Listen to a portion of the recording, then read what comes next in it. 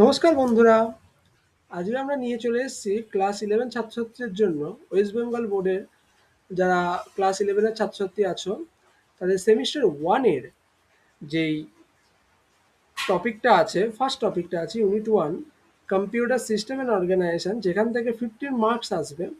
আমরা ইজিলি 35-এর মধ্যে 15 out of 15 আমরা স্কোর করতে পারবো। তো চলো দেখে নাও একটা একটা করে কি কি পড়তে হবে আমাদের।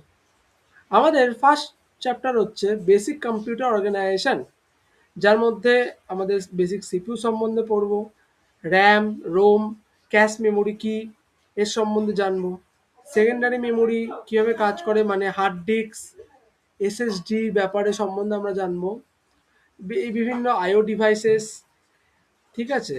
আর কিভাবে আমরা মেমোরিকে মাপি মানে bits, byte, kilobyte, megabyte, gigabyte, terabyte, এই সম্বন্ধে এটসেট্রা যা আছে এই সম্বন্ধে আমরা জানবো।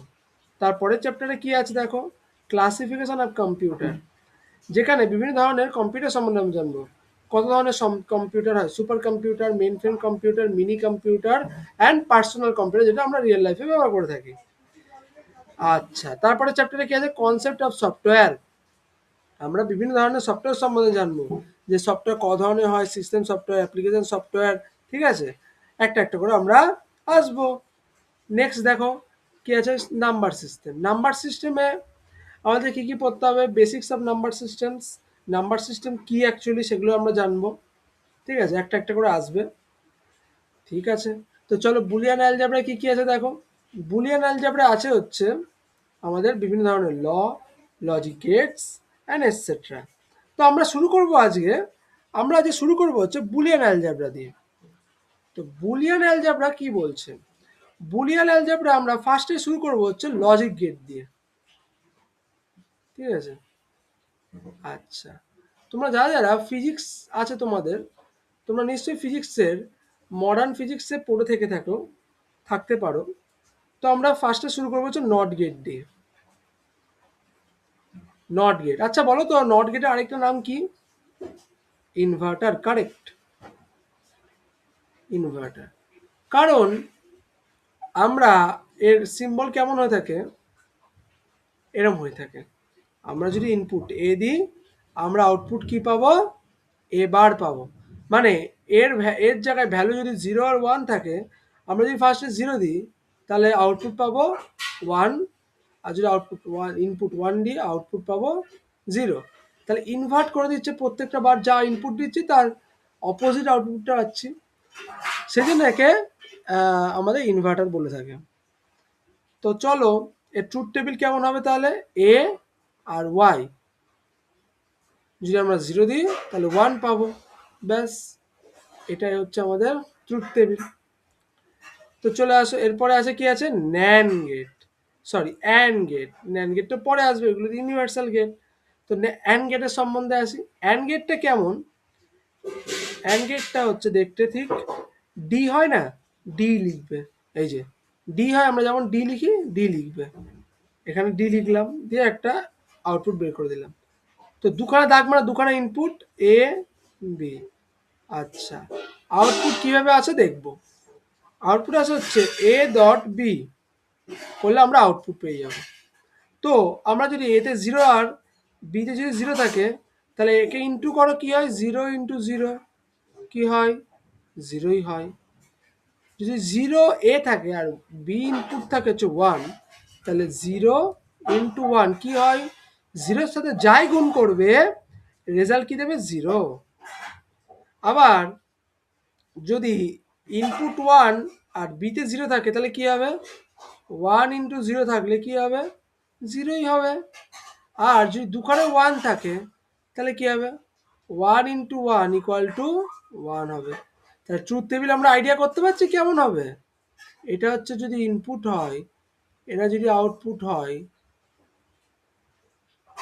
0 0 1 1 0 1 0 1, আমরা একটা 0 একটা 1 একটা 1 একটা 0 এক দোকানায় 1, তাহলে কি হবে, আউটপুট ওয়াই 0 0 0 1, এই ধরে দেখলাম।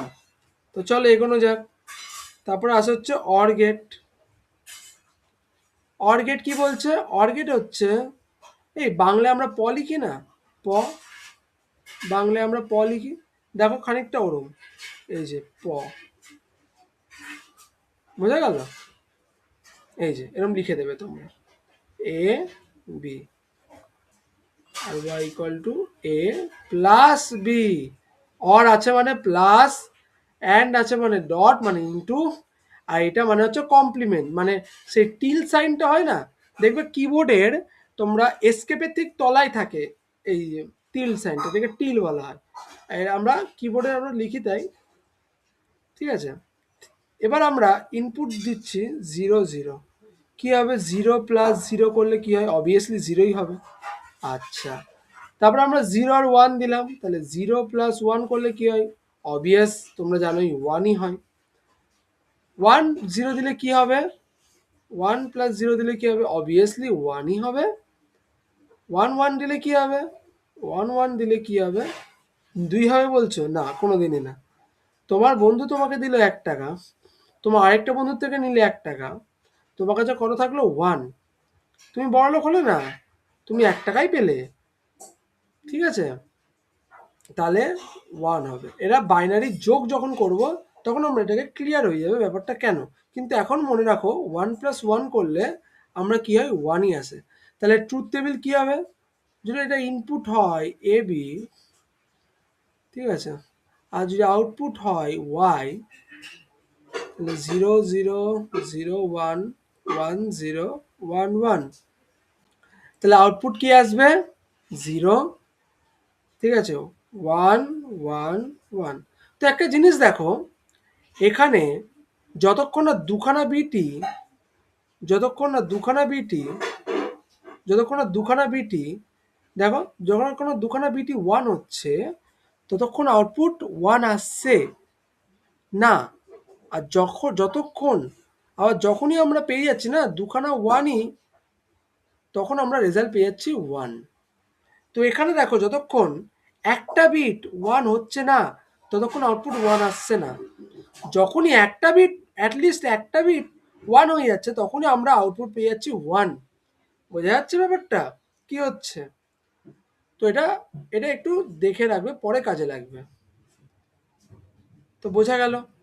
তো চলে আসো, আমাদের এই 3টে বেসিক গেট হয়ে গেল। তারপরে আসবে, তারপরে আসবে ইউনিভার্সাল গেট, সরি, তারপরে আসবে ইউনিভার্সাল গেট।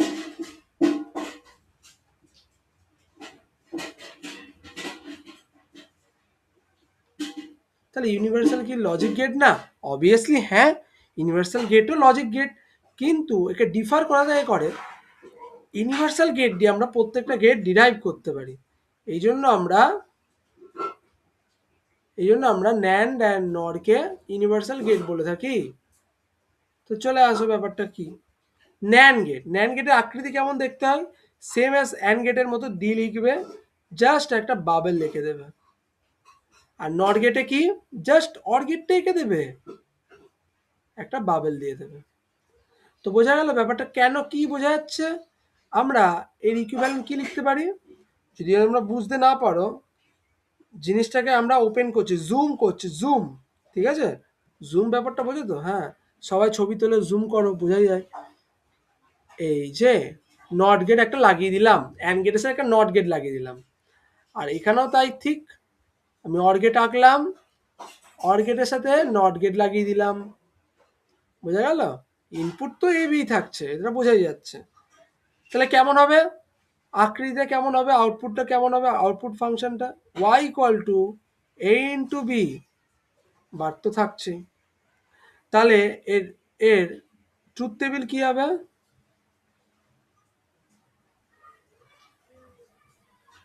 ট্রুথ টেবিল কেমন হবে?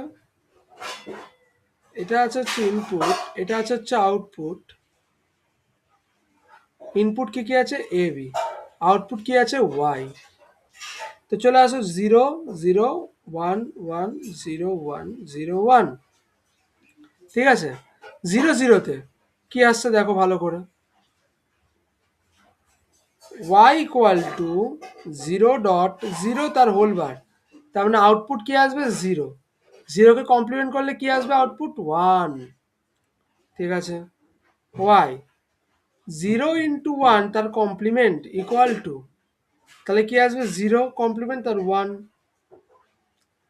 আবার আসো ওয়াই ইকুয়াল টু 1 ইন্টু 0 তার কমপ্লিমেন্ট ইকুয়াল টু কি আসবে 0ই আসবে, 0 কমপ্লিমেন্ট নেবো 1।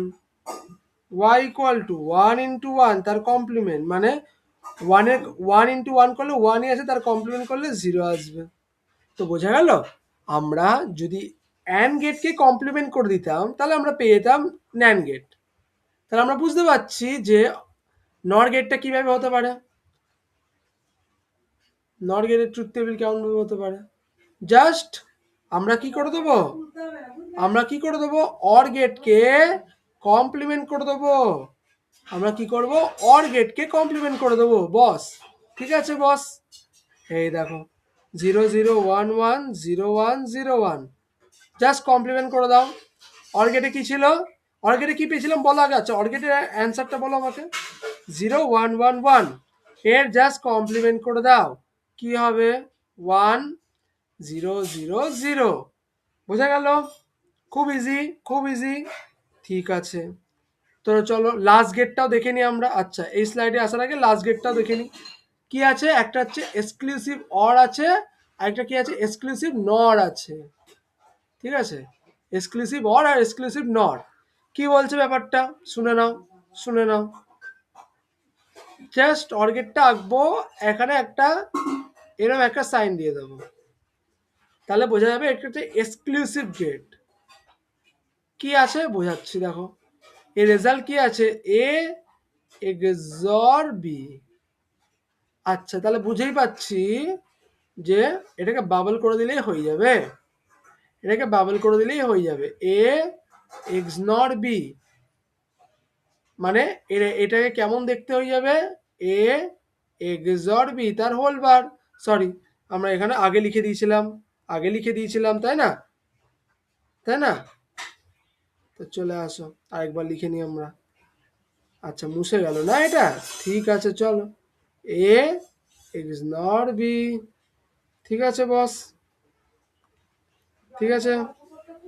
তো চলো এবার এখানে, এবার এখানে দেখো কি হচ্ছে, ট্রুথ টেবিলটা কেমন হবে, ট্রুথ টেবিল কেমন হবে, একটা হচ্ছে ইনপুট। আচ্ছা দাঁড়াও একটুখানি দাঁড়াও, চলো আমরা মুছে নিলাম ব্যাপারটা, মুছে নিলাম। আমরা কি অন্য কালি ব্যবহার করবো, হ্যাঁ করি। তাহলে ট্রুথ টেবিল,